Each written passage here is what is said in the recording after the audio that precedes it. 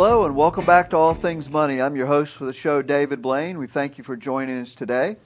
In our first segment, we were discussing a little bit about the debt crisis, the U.S. debt crisis, and hopefully by the time you watch this on cable TV 10 or listen to it on 94.1 FM, the crisis will be mostly resolved. The debt ceiling will be raised. The one piece remaining is the credit rating of the U.S., and we talked about that.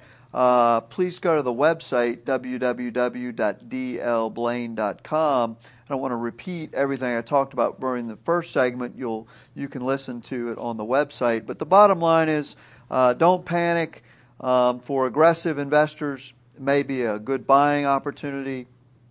For anyone in a globally diversified portfolio of different asset classes, certainly no need to sell out of everything. Now, if the economic fundamentals of the world start to deteriorate significantly, it may be a different question. But in response to a specific, discrete event like this, history has proven that it's never a good time to sell on emotions. That certainly if the fundamental data and outlook for a particular country or asset class is negative, well, that's a different story. But to panic and have an emotional driven is certainly not the way to accumulate wealth in the long term.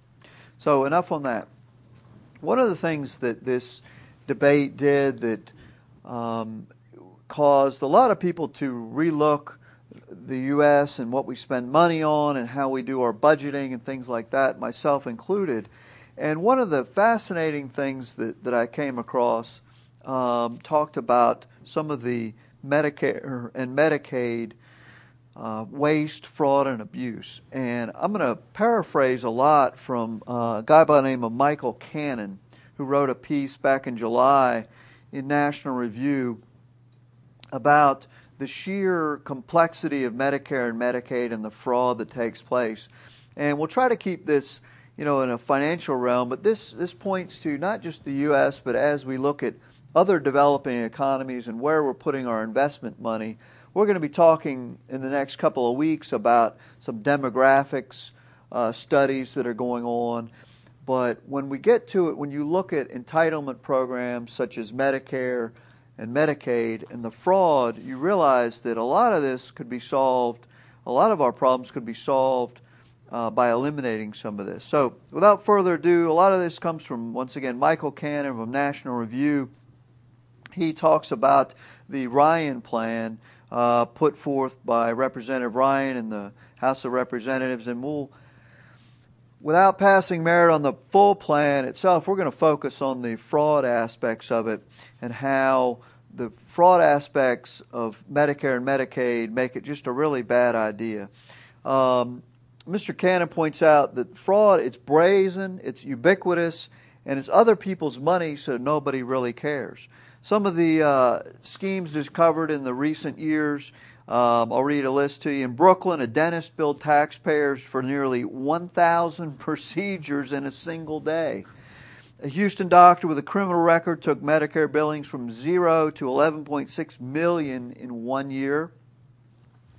Federal agent shut her clinic down but did not charge her with a crime. A high school dropout armed with a laptop computer submitted 140,000 bogus Medicare claims, collecting $105 million. Of course, the large companies, a giant hospital chain, Columbia HCA, paid $1.7 billion in fines related to bribing doctors to help tap its Medicare funds. And the list goes on and on and on. And so you can see it's everyone from, convicted criminals to the large corporations just billing Medicare and Medicaid and just outright ripping them off. These anecdotes barely scratch the surface.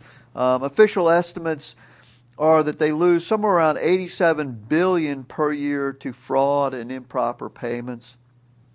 Now, when we're talking about trillions of dollars of deficits and debt, $14 trillion debt, $2 to $3 trillion deficit every year, $87 billion per year may not seem a lot. Now, keep in mind two things. Number one, this was the official estimate that it could be a low number, that the numbers could be much higher. But over time, if you think about these programs that were enacted, in the 60s, over time, these numbers certainly add up. Malcolm Sparrow, a mathematician and Harvard professor, is somebody that we'll quote a lot of the statistics from throughout this, has said that the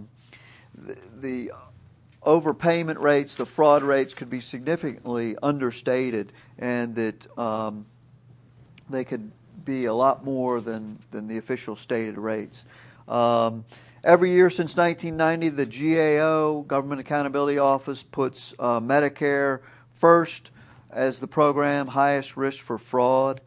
Now we have to ask ourselves, why is this? The great pillar of society from Lyndon Johnson, this sort of coerced charity and centralized economic planning, is explained by the fact that every level, from the politicians, the bureaucrats, the patients, the healthcare providers who administer and participate in them, they're spending somebody else's money, and nobody will keep an eye on someone's money as themselves. And so if you're spending someone else's money, it just opens up to tremendous fraud. For example, Medicare is the largest purchaser of medical services in the world. It spent $572 billion last year. So anytime you pay 1.2 billion claims, you're going to have some fraud. Well, we're coming up on the next break. We'll continue with this when we come back, talking about Medicare fraud. So for All Things Money, I'm your host, David Blain, and we'll be right back after a few short messages.